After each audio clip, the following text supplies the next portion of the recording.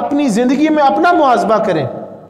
اگر ہم کاروبار پر بیٹھے ہوں اور ہمارے اندر جھوٹ سے نفرت موجود نہ ہو، کم تولنے کی علت ہمیں ہو، تو سمجھ لیں پھر جو کلمہ پڑھ رکھا ہے وہ ظاہری کلمہ ہے، ہمارے اندر اس کی روح موجود نہیں ہے. وہ اقبال رحمۃ اللہ علیہ فرماتے ہیں نا کہ زبان سے کہہ بھی دیا لا الہ تو کیا حاصل، دل و زبان مسلمان نہیں تو کچھ بھی نہیں. یعنی زبان کے ساتھ دل کی تصدیق بھی چاہیے، تصدیقم بالقلب کی بات بھی ہے.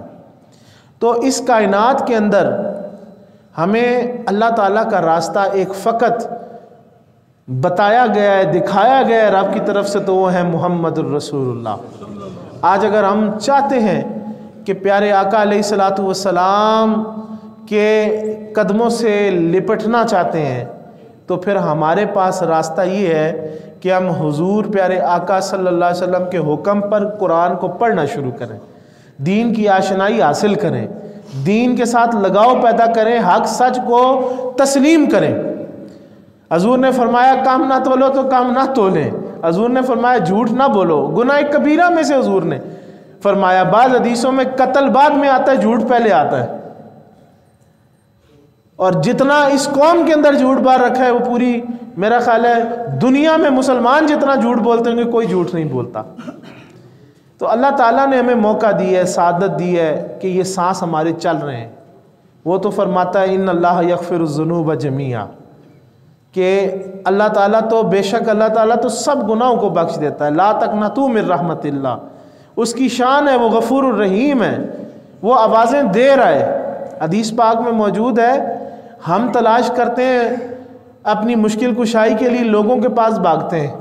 ہم جناب دنیا داروں سے کہتے ہیں کہ بھئی مال نہیں تو ہمیں جناب قرضہ دے دو، فلاں کر دو، یہ کر دو. ہم دنیا داروں کے پاس بھاگنا پسند کرتے ہیں، جبکہ اللہ تعالیٰ روز یہ صدا لگاتا ہے کہ آسمان دنیا پر اللہ تعالیٰ تشریف لا کر یہ صدا لگاتے ہیں، ہے کوئی مانگنے والا؟ کہ اللہ خود ارشاد فرماتا ہے رزق مانگنے والا ہے تو مجھ سے رزق مانگے، بیمار ہے تو شفا مانگے. کوئی جو کچھ مانگنا چاہتا ہے مانگے، آگے بڑھے ہم عطا فرمائیں گے.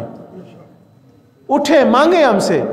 لیکن ہمارا اللہ پہ یقین ہی نہیں ہے، ہم تو اللہ پہ یقین ہی نہیں رکھتے. یہ تو فقط لا الہ الا اللہ کا ایک ہمارے پاس ورد موجود ہے.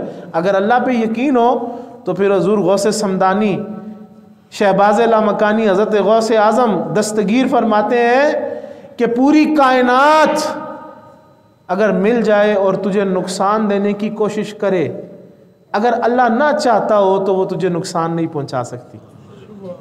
پوری کائنات مل جائے اور تجھے نفع دینے کی کوشش کرے، فائدہ دینے کی کوشش کرے، تو تجھے اگر اللہ نہ چاہے تو وہ فائدہ نہیں پہنچا سکتی. نفع نقصان اللہ کی ذات. لوگ جو ہے وہ دنیا کو اپنے مسئلوں کا حل میں تلاش کرتے. دنیا میں مسئلے کا کوئی مسئلے کا حل دنیا میں موجود نہیں ہے. اگر مسئلے کا حل موجود ہے تو وہ اللہ تعالیٰ کے پاس ہے. وہ مدینہ پاک میں حضور کے روضہ پاک میں حضور کی نسبت میں وہ حل موجود ہے. اور عزیزان محترم، کل نفس ذائقۃ الموت، ہر شخص نے اس دنیا کو چھوڑ کے جانا ہے اور موت کا ذائقہ چکھنا ہے.